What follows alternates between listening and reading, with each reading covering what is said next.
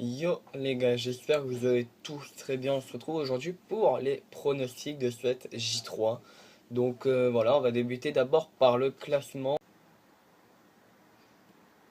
Et on voit très bien, donc il y a 4 équipes à 6 points. On a Nîmes, Dijon, Reims et Paris. On a 4 équipes à 4 points. Monaco, Strasbourg, Lille, Saint-Étienne. 3 équipes à 3, enfin plus d'équipes à 3 points. Donc Marseille, Lyon, Montpellier, Rennes et Toulouse. Deux équipes à un point, Nice et Caen. Et 5 équipes à 0 points, à savoir Angers, Guingamp et Bordeaux.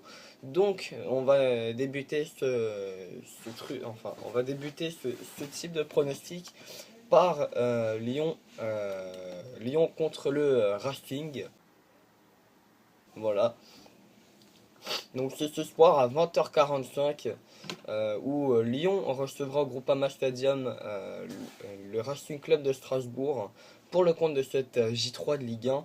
Donc entre Lyon qui va vouloir se racheter et Strasbourg qui va vouloir confirmer, ça promet un match assez serré entre Lyon qui va être revanchard après sa défaite sur le stade de Reims 1-0 et le Racing qui a peut-être déjà lâché du lest en ce début de championnat en ayant concédé un nul un partout dans les derniers instants contre Saint-Étienne.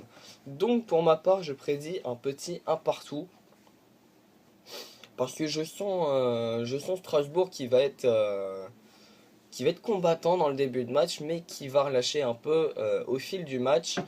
Et entre Lyon où il y aura un bloc haut et Strasbourg où il y a généralement un bloc bas, ça promet de nous faire des étincelles et tout simplement du coup une très belle rencontre. On passe au samedi, donc du coup demain à 17h il y aura, il y aura le PSG qui jouera contre Angers. Donc voilà, début de saison compliqué pour nos amis angevins et début de saison réussi pour Thomas Tuchel au PSG. Donc sur ce match, il n'y a pas trop de choses à dire, si ce n'est que Paris, pour moi, va l'emporter. Un petit 2-0 pour laisser la concurrence un peu revenir et après tuer le suspense. Demain soir à 20h, voilà, donc dans le multi-Ligue 1, on aura d'abord le match Amiens-Reims. Voilà, donc Amiens qui n'a pas forcément réussi son début de saison, 0 points, contre encore une équipe à 6 points, le Stade de Reims.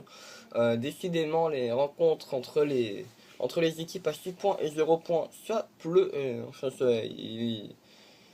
Oui, on peut dire que ça pleut, hein, les rencontres. Donc, Amiens qui va être revanchard, mais Reims qui va savoir, à mon avis, tenir le score.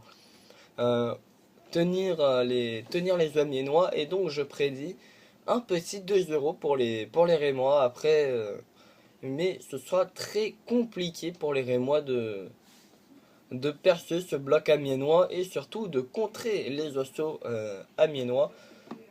Un petit 2-0 serait plutôt pas mal. Alors Montpellier Saint-Étienne, voilà donc un très très gros match en perspective, un match plutôt pour l'Europe. Et donc je prédis plutôt un match serré, même si pour moi Saint-Étienne aura un plus mental d'avoir réussi à arracher le nul contre Strasbourg. S'il est place à 4 points, alors que les Montpelliérains, eux, n'ont gagné que leur dernier match à Amiens, à la Licorne. Donc pour moi, un petit 1-0 pour les Verts, et ce sera suffisant. Match suivant entre Nantes et Caen. Voilà, donc deux équipes à 0 et un point respectif. Caen qui a réussi à aller arracher le nul à Nice. Voilà, ne pas perdre à Nice surtout. Voilà, donc une équipe qui est très très bien en place. Donc deux équipes qui sont très joueuses, mais ce ne sont pas forcément au niveau des résultats. Voilà, mais pour ma part, je vois le technicien, comment dire, je vois le technicien portugais gagner cette rencontre. Et un petit match, un bon petit match sympa à regarder, je pense, ce soir, enfin demain soir. Et donc du coup, je prédis un des plus gros scores de cette J3 avec 3 buts. 2 buts 1 pour Nantes.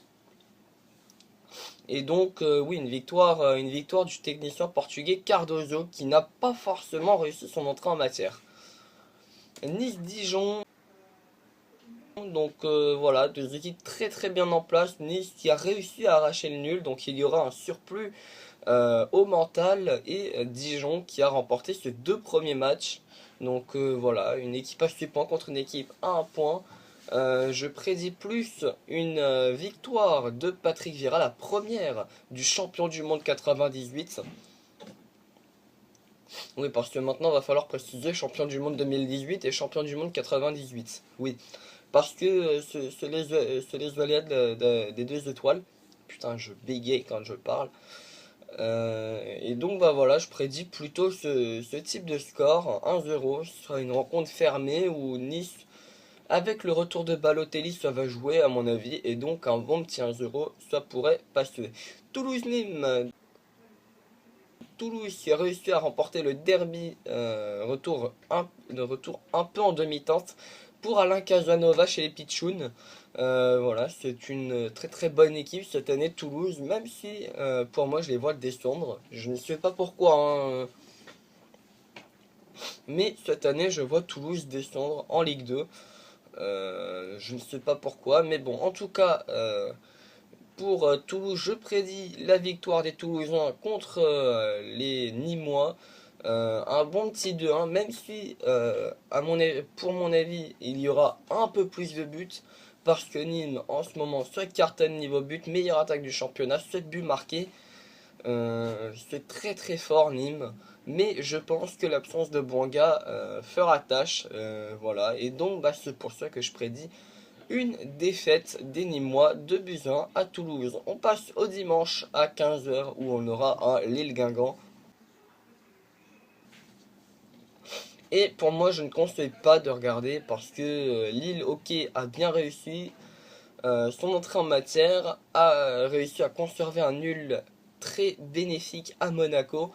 Mais pour moi, je pense que Nîmes, enfin que Lille que ce Lille Guingamp va être chiant à regarder.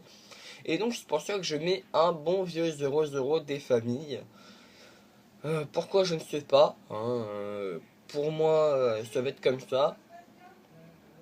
Mais après, voilà, je ne sais pas du tout de quoi ça va être fait. Ce Lille-Guingamp, peut-être que ça va être le match le plus spectaculaire de cette J3.